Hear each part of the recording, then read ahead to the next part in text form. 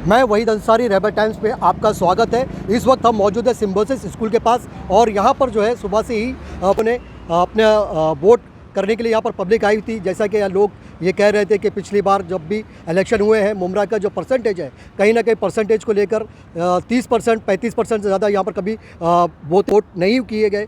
लेकिन आज पहली बार इतिहास में पहली बार ऐसा हुआ है कि मुमरा की पब्लिक पूरी तरह से जागरूक थी और जिस तरह के कहा जा रहा था बदलाव की आंधी, और वो आंधी सुबह 7 बजे से ही देखी गई। हर पोलिंग बूथ पे जो लोग हैं उन लोगों का हुजूम जो है पोलिंग बूथ तक पहुंचा। सुबह 7 बजे से ही लगातार लोग अपने घरों से निकलकर पोलिंग बूथ तक पहुंचे, वोट डालने की कोशिश की, हर तरह की यानी मुमकिन कोशिश की। जब मुमरा के लोगों ने बढ़ चढ़ कर वोट डाला, लेकिन कहीं ना कहीं प्रशासन की जो कमी है वो भी देखी गई है। किस तरह से प्रशासन ने लोगों को परेशान किया। लोगों की यादी में कितने ऐसे लोग हैं जिनके नाम जो है यादियों से गायब थे, कितने लोगों को परेशान किया गया कि उनके नाम किसी जब जहाँ पर जो स्कूल में थे वहाँ से दूसरी स्कूल भेजा गया, तीसरी स्कूल भेजा गया, यानी कि लोगों को हर तरह की परेशानियों का सामना करना पड़ा। लेकिन उसके बावजूद भी लोग चिलचिलाती धूप में घरों से बाहर निकले और अपने वोटों का, अपने अधिकार का पूरा इस्तेमाल किया और मुमरा की पब्लिक ने एक इतिहास बना दिया।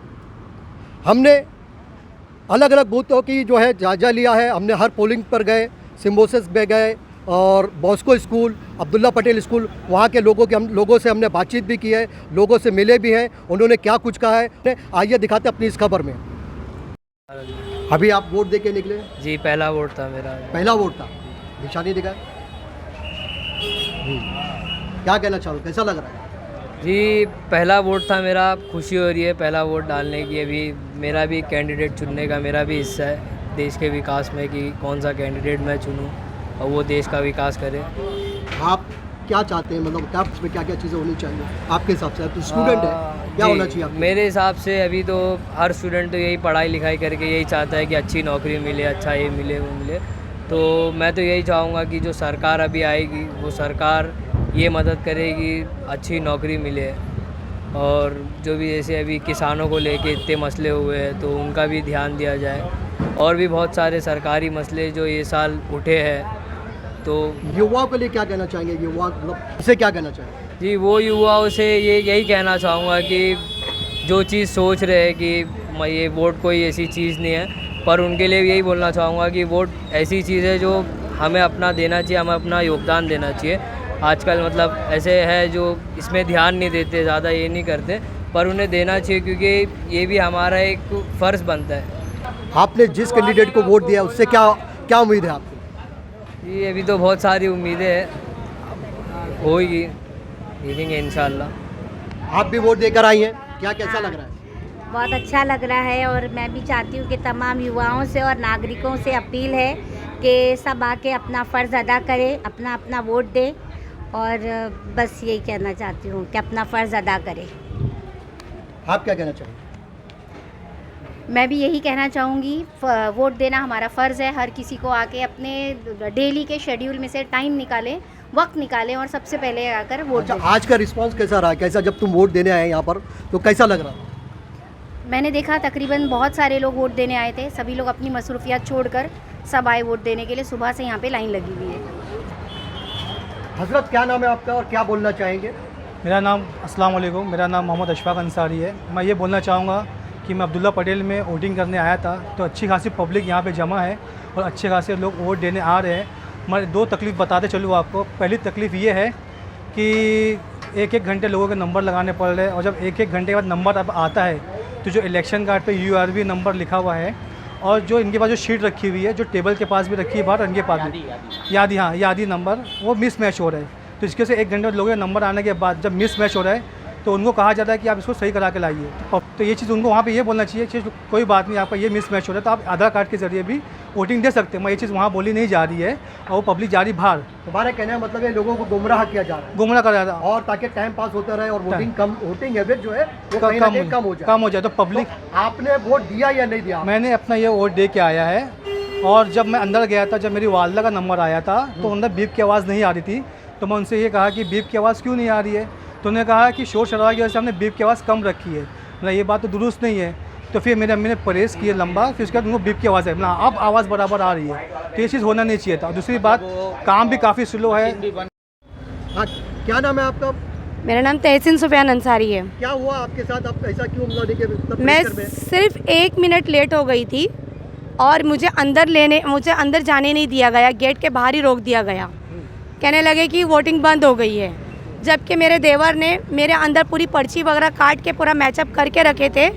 मेरा सब कुछ रेडी था अंदर। मतलब मेरे फैमिली मेंबर अंदर ऑलरेडी? हाँ, मेरा देवर अंदर रहा था और उसने मेरा नाम का सब मतलब पर्ची वर्ची काट के बना के रखे हुए थे। 385 मेरा पर्ची नंबर है। और उसके बाद में फिर मैं जब आई, मैं बोली कल मुझे वोटर आईडी बताकर मुझे वोट देना है। सिर्फ 1 मिनट लेट हुई हूँ, मुझे अंदर जाने दीजिए। आ जाऊँगी, मैं बॉम्बे से आई हूँ, मेरा हस्बैंड और नायर हॉस्पिटल में एडमिट है, उनका डायलिसिस हो रहा है। मैं इसकी वजह से लेट हो गई हूँ, लेकिन मेरी कोई सुनवाई नहीं हुई, मुझे अंदर जाने ही नहीं दिया गया। मतलब सिर्फ 1 मिनट की देरी से मतलब हाँ। अंदर जाने के अंदर 1 मिनट देर हुआ, हाँ। तो आपको भगा दिया गया। जी, बाहर ही रोक दिया गया, अंदर जाने भी नहीं दिए। अगर 15-20 मिनट मेरे साथ बहस करते रहे उतनी देर में तो मैं वोट दे के बाहर भी आ जाती। अस्सलाम वालेकुम। आपका नाम क्या है? बदरुन्निसा तो आपके हुसैन साथ क्या सैयद। क्या मतलब दिक्कत पेश आई? मैं आधार कार्ड ये अपना इलेक्शन कार्ड लाई थी, हाँ, और मैं अंदर गई तो बोले तुम अपना, हम लोग अभी यादी कैसा खोलेंगे, तुम अपना पर्ची नंबर मंगाओ। तो मैंने अपने बेटे को बोली तू लेके आ पर्ची नंबर। फिर मैं पर्ची नंबर ला के दूसरे जगह गई, हाँ, तो वहाँ नहीं है, वहाँ आगे। बोले अभी आप 5 मिनट लेट हो गए, अभी आपका नहीं, लेकिन इससे पहले आपने बोले कि 6 बजे के 6 बजे के पहले एंट्री हो गई। पहले पहले 6 को 10 कम था, उससे अंदर होने के। अंदर थे ये 6 बजे से पहले ही अंदर ही थे। जानबूझ के वो लोग अच्छा, मतलब खुद ही मतलब ये इसमें पर्ची नहीं है, ये नहीं है, टाइम हाँ। और जब वो आदमी उधर नीचे देखने आया ना, जब मैं ये पर्ची उनको दिखा रही थी, हाँ, नीचे वो मैं, कहने का मतलब ये है कि आप 6 बजे से 6 बजे से पहले हाँ 6 से और 10 जो कम मतलब को अंदर हो दिक्कत गई क्या थी। थी कि इधर से उधर मतलब आपको दौड़ाया जा रहा हाँ हाँ, 3 जगह गई, उसके बाद में वो टाइम ऊपर पास गई। करके इनको बाहर कर दिया गया। वगैरह सब दिए एक है देखो, ये हमने लाए लिखा क्या, उन लोगों ने नहीं खोले, उन लोगों ने नहीं अपने इसमें से निकाल के दिया, हम दूसरे, हाँ, हमने मशीन बंद कर दी। आपका क्या नाम है आपका, और आपके साथ पोलिंग बूथ पे क्या घटना घटी है और क्या बताएंगी? अस्सलाम वालेकुम, मेरा नाम हमीदा खान है। मैं पहले लास्ट ईयर मैंने जहाँ वोट दिया था, मैं पहले वो उस बूथ पे गई थी, क्योंकि मुझे पर्ची वही दी गई थी जो चिट मिलती है ना, तो वहाँ का एड्रेस था मुंसिफ TMC स्कूल का 12 नंबर का। जब मैं वहाँ गई तो वहाँ मेरे वो बुकलेट में चेक करके बोल रहे कि आपका अकाउंट डिलीट हो गया है, आप नहीं वोट दे सकते इस यादी बार। में बताया गया हाँ, कि वहाँ डिलीटेड था। मैंने लगा कैसे डिलीट हो सकता है, मैंने तो पिछले साल भी वोट दिया है और मेरा अभी 1 हफ्ता पहले ही मेरा नया वोटर ID कार्ड आया है। तो बोले नहीं हम कुछ नहीं कर सकते, आप इस साल वोट नहीं दे सकते। फिर मैंने बाहर जाके BLO को फ़ोन किया, BLO बोलते हम भी कुछ नहीं कर सकते। लोग ऐसे थे जिनकी डिलीट किया गया है। अगर एड्रेस चेंज किया है तो आप वहाँ ट्रांसफ़र लिखो ना, सीधा डिलीट मत लिखो, क्योंकि पब्लिक इतनी एजुकेटेड नहीं है कि उनको ये पता चले कि भाई हमारा एड्रेस ट्रांसफ़र हुआ है तो हमारा पोलिंग बूथ भी ट्रांसफ़र हुआ होगा। वोटिंग परसेंटेज गिरे मुसलमानों का, ये इस चीज़ की इन्होंने बहुत कोशिश की है। उसके बाद फिर मैंने सबसे लास्ट में वोट दिया। परवेज भाई, आप कांग्रेस पार्टी के बहुत ही पुराने कार्यकर्ता हैं, आपने काफ़ी वक्त अपने राजनीति में बिताया है और आप लगभग सुबह से ही यहाँ पर मौजूद है सिम्बोसिस स्कूल के पास। क्या कहना चाहेंगे, किस तरह की पोलिंग हुई, किस तरह, तो आज पहले के मुकाबले में आज क्या वोटिंग का स्तर रहा, किस तरह की वोटिंग हुई, क्या बताना चाहेंगे? अस्सलाम वालेकुम। मैं मुमरा का रहवासी हूँ। सबसे पहले तो मैं मुमरा का रहवासी हूँ, एक नागरिक हूँ। उसके नाते मैंने सुबह 7 बजे से लोगों को हमने जागरूक होने का काम किया है, अपने वोट का अधिकार लोगों को बताया है कि अपना वोट से अधिकार से क्या होता है और उसका क्या फ़ायदा क्या नुकसान है, ये लोगों को बताया। मैंने घर घर जाके लोगों को बताया, लोगों को लगभग तक लेके आए हम यहाँ पर कि अपना वोट डालिए, अपना वोटेड परसेंटेज बढ़ेगा तो कुछ होगा, वोटेड परसेंटेज नहीं बढ़ेगा तो कुछ भी नहीं होगा। घर में सो मत, छुट्टी मत करो, अपने वोट को, वोट बैंक को, अपने वोट को अहमियत को समझो, आइए वोट डालिए सब लोग। तो आपकी जो जद्दोजहद की, जो अवेयरनेस आपने की, उसका क्या फ़ायदा हुआ? सुबह 7 बजे आपने क्या देखा? मैंने यहाँ पर लेके आया पोलिंग बूथ तक, यहाँ लोगों को परेशान किया गया, तकलीफ़ दिया गया। किस तरह की तकलीफ? किस तरह की, हमारा ये नाम यहाँ का नहीं है, वहाँ का है, आप वहाँ जाओ। फिर वहाँ से लोग यहाँ आए, तुमको हमने पकड़ के बताया कि नहीं आपका नाम यहीं पर है, और उसमें पर्ची बनवा के हम लोगों ने भेजा। और सबसे बड़ी बात, ये लोगों ने एक बूथ के अंदर 2 ही लोग को जाने दे रहे थे, तो हमने जाके उनको बोला कि आप 2 लोग को मत जाने दो, 2 लेडीज़ 2 जेंट्स को जाने दो। फिर उसके बाद एक बूथ पे मैं गया तो बोले पोलिंग बंद है। बोला क्यों बंद है साहब? तो बोले खाना खाने गए। बोला खाना खाने गए हैं तो उनकी जगह पर आप ध्यान रखिए। ये खाली एक मुसलमानों को टारगेट करना है कि जहाँ मुस्लिम पैसेंजर है वहाँ थोड़ा वोटिंग कम हो जाए। अशरफ भाई, आप सिम्बोसिस में यहाँ पर पोलिंग बूथ था और क्या कहना चाहेंगे, किस तरह की पोलिंग हुई है, कैसा रहा आज का दिन? यहाँ पे सिम्बोसिस में सिर्फ वोटरों को परेशान किया गया है। सुबह बहुत स्लो वोटिंग चल रही थी। एक मैं गया सर्वे पे, चूँकि प्रतिनिधि हूँ, रिप्रेजेंटेटिव बनाया गया हूँ, गया तो 2 घंटे में 39 वोट पड़ा था सिर्फ। अब इससे अंदाज़ा लगा लीजिए कि स्लो वोटिंग हुई है और ख़ास करके इस एरिए में स्लो रखा जाता है, हमको लगता है। इसके पीछे मकसद क्या? मकसद ये है, बस वही मकसद है। अब किसकी हुकूमत है, क्या करना चाहती है, यहाँ की कम्युनिटी क्या है, ये सब अंदाज़ा लगाने की ज़रूरत है। यहाँ वोट परसेंटेज क्यों कम रखा जाता है, ये तो सोचने की जगह है। दूसरी बात यह है कि कहा गया था कि धूप है, गर्मी है, जो अंदर चला जाएगा 6 बजे के अंदर उसको वोट उसका कास्ट होना है। लेकिन वो अंदर एक आप देखा होगा कि बेचारी अंदर थी, उसको अंदर से भी बाहर कर दिया गया, वोट नहीं देने दिया गया है। यहाँ से हम जब से शाम में आए हैं करीब 20-25 लोग वापस गए हैं, वोट नहीं दे सके हैं मेरी। और सुबह से क्या क्या करके उसको वापस किया गया होगा ये वोटर्स ही जानते हैं। मतलब ये है कि इस जगह पे सिम्बोसिस खास करके, हम और जगह का ऐसी प्रॉब्लम नहीं थी, सिम्बोसिस में से। और ये आज की बात नहीं है, पहले भी इलेक्शन हुए हैं तो यहाँ प्रॉब्लम होती है। साल के बाद वोट पड़ता है और ये इसी पब्लिक के वोट से ही सरकारें बनती हैं, पब्लिक से ही सब कुछ होना है। और उसके साथ इतना ख़राब बिहेव किया गया है कि मतलब सोच भी नहीं सकता कि आदमी डरा करके कि पब्लिक चली जाए, हाँ नहीं तुम नहीं अंदर जा सकते हो, इस तरह से बात किया गया है।